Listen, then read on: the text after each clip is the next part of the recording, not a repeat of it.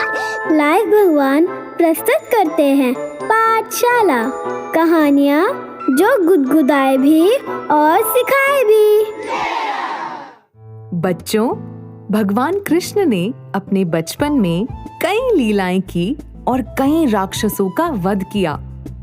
यूं तो कान्हा की गोकुल और वृंदावन में की हुई लीलाओं के बहुत किस्से प्रचलित हैं, लेकिन आज मैं तुम्हें सुनाने वाली हूँ कालिया नाग और भगवान कृष्ण की कहानी, जिसे कालिया मर्दन भी कहते हैं। तो बच्चों, ये बात है तब की जब भगवान कृष्ण नंद बाबा और यशोदा मैया के साथ वृंदावन में रहते थे।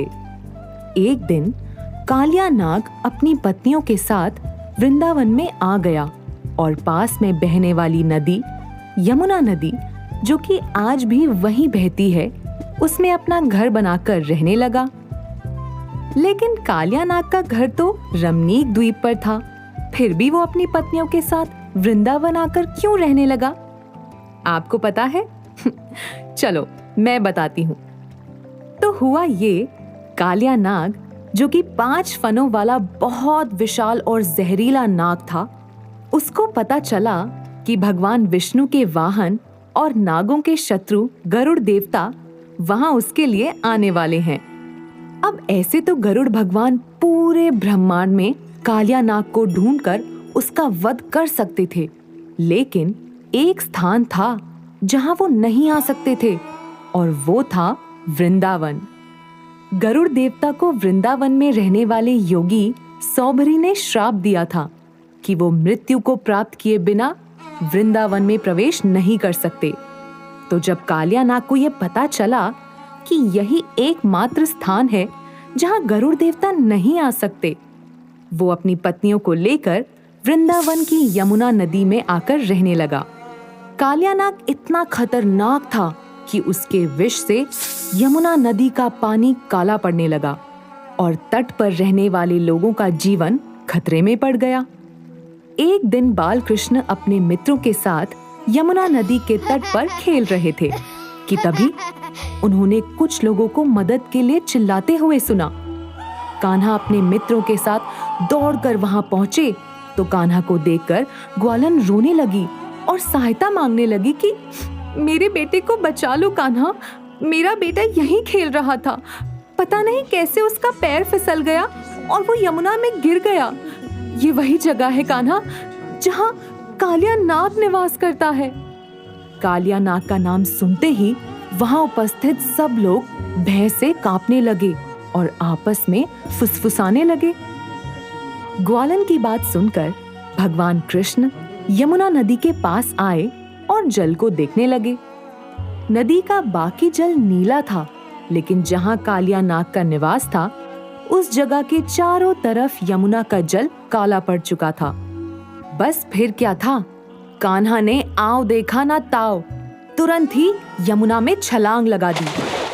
कान्हा के यमुना में छलांग लगाते ही वहां खड़े उनके मित्रों और गांव के लोगों में अफरा तफरी मच गई। सबको कान्हा की चिंता होने लगी। कालिया नाग का भय इतना फैला हुआ था कि कुछ ही समय में ये खबर पूरे गांव में फैल गई। यशोदा मैया और सभी ग्वाले यमुना की तरफ दौड़ कर आने लगे। उधर यमुना में नीचे उतरते ही भगवान कृष्ण ने देखा कि कालिया नाग ने उस बालक को अपनी पूंछ में जकड़ रखा है। भगवान कृष्ण ने कालिया नाग को चेतावनी दी कि अगर वो अपने प्राणों की रक्षा करना चाहता है तो बालक को जाने दे और उनसे युद्ध करे। कान्हा की बात सुनकर कालिया नाग जोर जोर से हंसने लगा। कालिया नाग ने भगवान कृष्ण की बात का उपहास करते हुए उनसे कहा, तुझे मेरी शक्तियों का पता नहीं है ग्वाले। अगर तू मुझे चुनौती देने आया है तो ठीक है, मैं युद्ध के लिए तैयार हूँ। इतना कहते ही कालिया नाग ने उस बालक को अपनी पूंछ की जकड़ से छोड़ दिया और वो बालक अधमरी अवस्था में बहते हुए यमुना किनारे आ गया। अपने बच्चे को जीवित देखकर ग्वालन ने अपने आंसू पोंछे और तुरंत ही दौड़कर उसके पास आए और गले से लगा लिया। भगवान कृष्ण अभी भी यमुना के जल के अंदर कालिया नाग के सामने खड़े थे। कालिया नाग ने कान्हा पर अपनी पूंछ से हमला करना चाहा, लेकिन इससे पहले कि वो कुछ कर पाता, कान्हा ने उसकी पूंछ पकड़कर कालिया नाग को दूसरी तरफ फेंक दिया। इस तरह मिले झटके से कालिया नाग को पता चल गया कि ये सामने खड़ा बालक कोई आम ग्वाला नहीं है। उसने अपने 5 फनों की पूरी शक्ति से भगवान कृष्ण के ऊपर अपने विष की धार छोड़ी, लेकिन कान्हा उस जहरीली धार को चीरते हुए कालिया नाग के फन के पास आए और उसको जोर से लात मारी। कालिया नाग कान्हा के इस वार से दूसरी ओर गिर गया और इससे पहले कि वो संभल पाता, भगवान कृष्ण ने उसकी पूंछ पकड़ी और उसके सर के ऊपर जाकर खड़े हो गए। कालिया नाग कुछ समझ पाता इससे पहले ही भगवान कृष्ण ने पूरे ब्रह्मांड का भार अपने ऊपर एकत्रित किया और जोर जोर से कालिया नाग के सर में लात मारने लगे। कान्हा के इस प्रहार ने कालिया नाग को आधा मूर्छित कर दिया और उसके मुंह से खून के साथ उसका सारा विष भी बाहर आने लगा। कालिया नाग पूरी तरह हार चुका था और कान्हा उसके सर पर नृत्य करते हुए बांसुरी बजाकर यमुना के जल की ऊपरी सतह पर आ गए। कान्हा को सुरक्षित देखकर सभी गोकुल वासियों के हृदय को शांति मिली और यशोदा मैया भी खुशी से रोने लगी।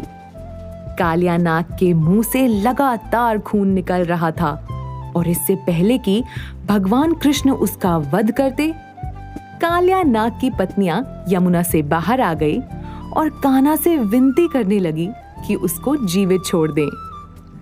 कालिया नाग अब भगवान कृष्ण को पहचान चुका था और उसने उनसे क्षमा मांगते हुए वचन दिया कि अब वो किसी को परेशान नहीं करेगा।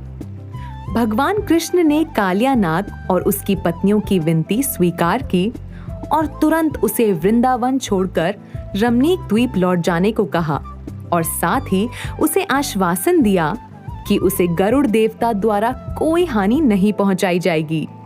कालिया नाग ने भगवान कृष्ण के आदेश का पालन किया और वो अपनी पत्नियों के साथ वृंदावन छोड़कर रमणीक द्वीप चला गया।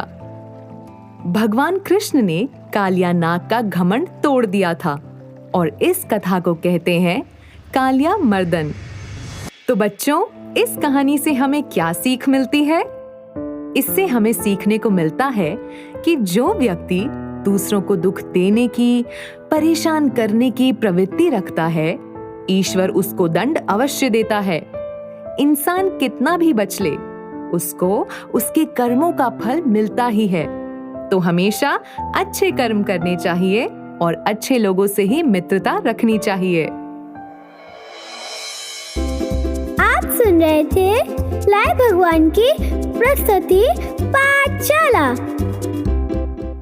यह श्रृंखला पौराणिक और लोक कथाओं से प्रेरित है। रचनात्मक स्वतंत्रता ली गई है। यह श्रृंखला किसी भी व्यक्ति की, किसी भी घटना या व्यक्तिगत इतिहास का कथात्मक चित्रण होने का दावा या जानकारी की पूर्णता, सटीकता, विश्वसनीयता, उपयुक्तता या उपलब्धता के बारे में किसी भी प्रकार का कोई प्रतिनिधित्व या वारंटी नहीं देते हैं। इस कार्यक्रम में दिखाए गए सभी पात्रों के नाम, स्थान, घटनाएं पूरी तरह से काल्पनिक है। किसी भी व्यक्ति, जीवित या मृत, या घटना या स्थान से समानता एक संयोग मात्र है। इस श्रृंखला की विषय वस्तु का उद्देश्य किसी भी व्यक्ति, धर्म, धार्मिक समूह, समुदाय, संस्था, राष्ट्रीयता, पेशे या किसी भी वर्ग के व्यक्ति, लिंग, जाति, धर्म या व्यवसाय को बदनाम करना, अपमानित करना या उनकी भावनाओं को ठेस पहुंचाना नहीं है। यह श्रृंखला धूम्रपान या मदिरापान के सेवन को प्रोत्साहित नहीं करती। दर्शकों को सलाह दी जाती है कि वे उचित विवेक का प्रयोग करें। इस श्रृंखला में सभी कहानियां पब्लिक डोमेन से ली गई हैं, जिसमें कुछ कॉपीराइटेड तत्व शामिल हो सकते हैं, जिनका उपयोग शिक्षाप्रद और सूचनात्मक उद्देश्यों के लिए किया गया है। यह फेयर यूज के तहत किया गया है और किसी भी कॉपीराइट का उल्लंघन करने का इरादा नहीं है।